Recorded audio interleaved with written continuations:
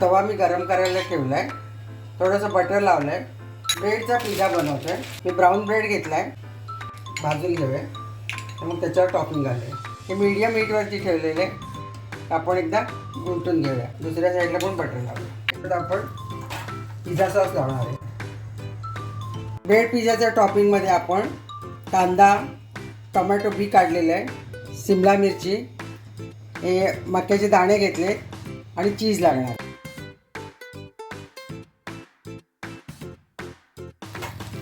याचप्रमाणे सर्व स्लाइसला मी भाज्या आणि चीज लावून.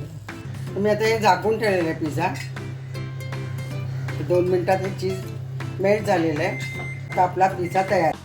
असा साधा सोपा ब्रेड पिझ्झा तयार आहे.